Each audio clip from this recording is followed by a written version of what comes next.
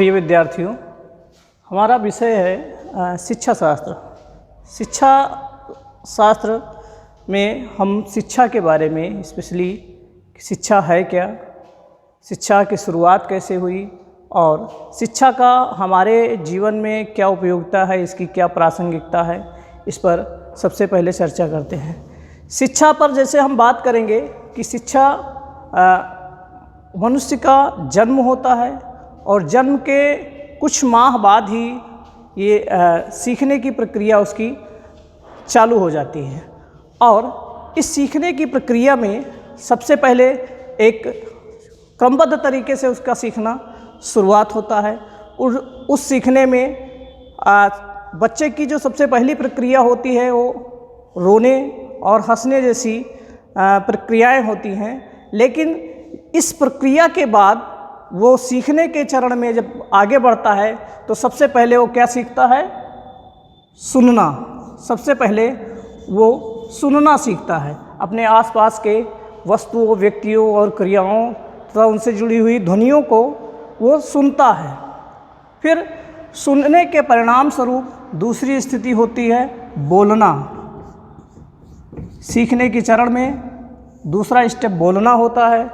जब बच्चा अपने आसपास के व्यक्तियों, वस्तुओं और क्रियाओं की ध्वनियों को सुनता है और उस सुनी हुई ध्वनियों के परिणाम स्वरूप वो उसको अपने मुंह से निकालने का प्रयास करता है, जिसके परिणाम स्वरूप वो बोलना सीखता है। और बोलने के बाद सीखने की प्रक्रिया की बात की जाए तो वो पढ़ना सीखता है। पढ़ना सीखता है और पढ़ने के बाद फिर लिखना सीखता है। इस प्रकार से एक हम जो उदाहरण आपको दे रहे हैं भाषा विकास के बारे में दे रहे हैं, इस तरह से उसकी भाषा का विकास होता है। और जैसे जैसे वो बड़ा होता है, अपने आसपास के व्यक्तियों, वस्तुओं और क्रियाओं के संपर्क में आता है, उसका सामाजिक दायरा बढ़ता है और वो नई नई वस्तुओं को, नई नई व्यक्तियों को, नई नई क्रियाओं को देखता है और उसको जानने का प्रयास करता है। अपने से जुड़े हुए व्यक्तियों से उसके बारे में ज़्यादा से ज़्यादा जानकारी प्राप्त करने का प्रयास करता है, जिसके परिणाम स्वरूप वो प्रतिदिन कुछ न कुछ नया सीखता है। और ये उसकी जिज्ञासा भी होती है। नई वस्तुओं को, नए व्यक्तियों को, नई क्रियाओं को लेकर उसके मन में एक जिज्ञासा होती है। वो क्या है? एक शब्द आता है, उसमें सबसे पहले वो सोचता है, जो भी नई वस्तु और व्यक्तियों व क्रियाओं को देखता है उसके बारे में उसके मन में एक ही प्रश्न उठता है, क्या है? क्या है? और इसी क्या है के जवाब के लिए वो अपने आसपास के व्यक्तियों, वस्तुओं और क्रियाओं से पूछना शुरू करता है। और इस तरह से उसकी शिक्षा शुरू होती है। और कुछ दिन के बाद एक निश्चित आयु में उसको विद्यालय में प्रवेश दिलाया जाता है और उसकी औपचारिक शिक्षा प्रारंभ हो जाती है। अगर हम शिक्षा के स्वरूपों की बात करें तो शिक्षा मुख्यतः 3 स्वरूपों में होती है: औपचारिक, अनौपचारिक और निरौपचारिक। जैसा हम जानते हैं, औपचारिक शिक्षा वह शिक्षा प्रणाली होती है जिसमें सारी चीज़ें पहले से निश्चित होती हैं। एक निश्चित उम्र में विद्यालय में प्रवेश होता है, एक निश्चित कक्षा होती है जिसका पाठ्यक्रम निश्चित होता है और उस विद्यालय में पढ़ाई का एक निश्चित समय होता है। दूसरी प्रक्रिया होती है अनौपचारिक, जो बच्चे के जन्म से लेकर और मृत्यु तक लगातार चलने वाली प्रक्रिया है। मनुष्य कुछ न कुछ सीखता रहता है।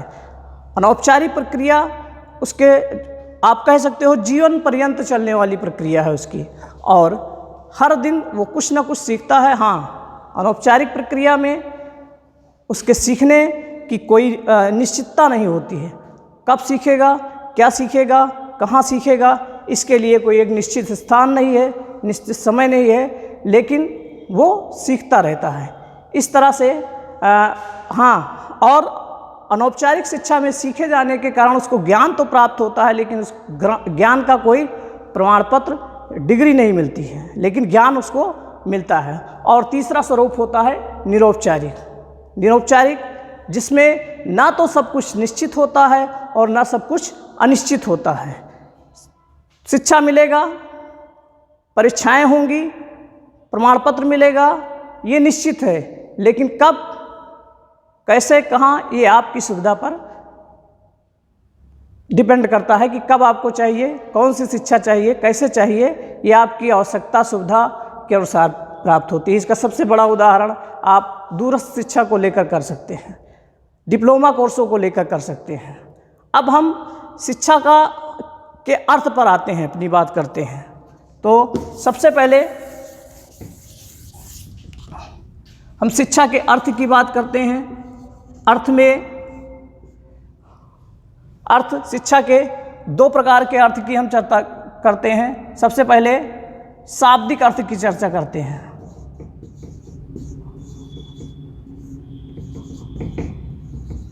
शिक्षा का शाब्दिक अर्थ, शाब्दिक अर्थ की बात की जाए तो शिक्षा शब्द जो है वो संस्कृत भाषा के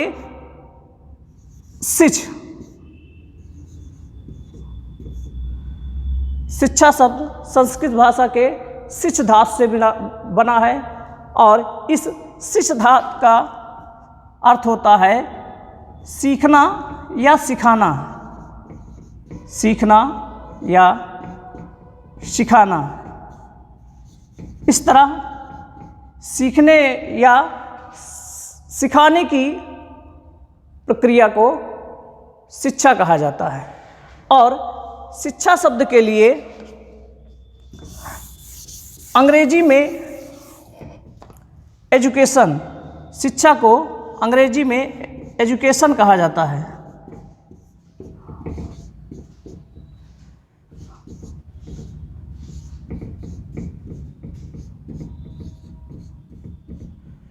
एजुकेशन कहा जाता है, जो लैटिन भाषा के दो शब्दों से मिलकर बना है।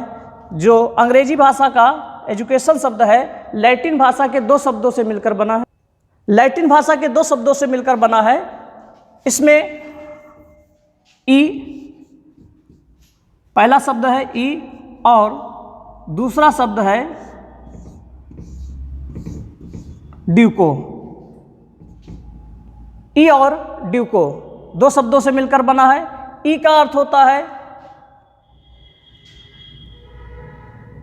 अंदर से और ड्यूको का अर्थ होता है बाहर की तरफ। इस तरह शिक्षा मनुष्य की अंतर्निहित शक्तियों को बाह्य स्वरूप में प्रकट करने का काम करती है, इसीलिए इसको शिक्षा कहा जाता है। स्वामी विवेकानंद जी ने कहा है कि मनुष्य की अंतर्निहित शक्तियों की अभिव्यक्ति या प्रकटीकरण ही शिक्षा है, और मनुष्य में जो भी है सब उसके अंदर ही है। शिक्षा का काम है उसके अंदर की शक्तियों को बाह्य स्वरूप प्रदान करना, बाहरी समाज के साथ उसका समायोजन कराना, जिससे वो आने वाली तमाम परिस्थितियों के साथ अपना सामंजस्य बेहतर से बेहतर कर सके। शिक्षा का यही कार्य है। गांधी जी यहीं पर कहते हैं कि शिक्षा से मेरा तात्पर्य मनुष्य अथवा बालक के आत्मा, मस्तिष्क एवं शरीर के सर्वोत्तम और सर्वांगीण विकास से है। इस तरह से शिक्षा का संपूर्ण अर्थ यही होता है, ये शाब्दिक अर्थ यही होता है कि मनुष्य की अंतर्निहित शक्तियों की अभिव्यक्ति करना, ये शाब्दिक अर्थ होता है। अगर हम शिक्षा के और व्यापक अर्थ की बात करें तो शिक्षा दो तरह से अर्थ देती है, एक संकुचित अर्थ और दूसरा व्यापक अर्थ।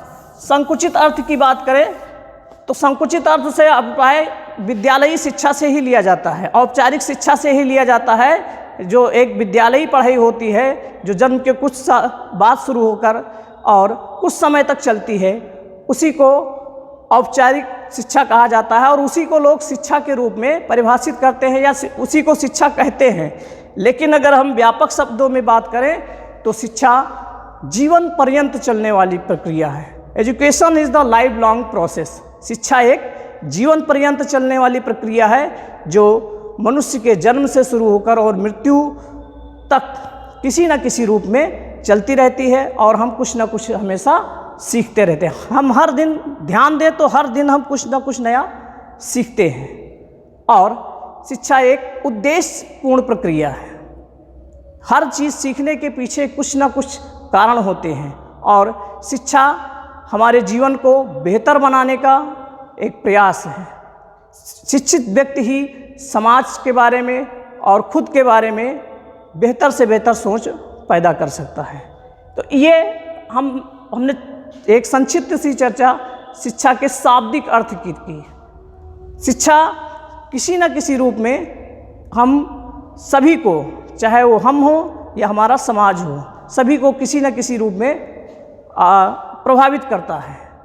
इसकी चर्चा बहुत जगहों पर की गई है, इसलिए हम अपने विषय को शुरू करते समय इसकी चर्चा कर रहे हैं कि शिक्षा शास्त्र जो है, इसमें हमारा सबसे पहला टॉपिक होता है शिक्षा का अर्थ,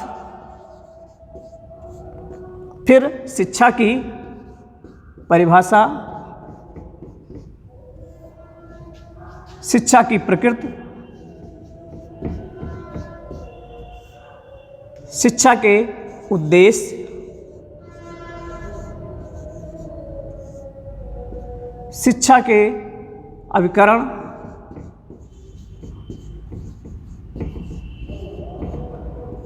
इन बिंदुओं पर हम चर्चा करते हैं और अतः हम आज इसी बिंदुओं पर चर्चा करते हुए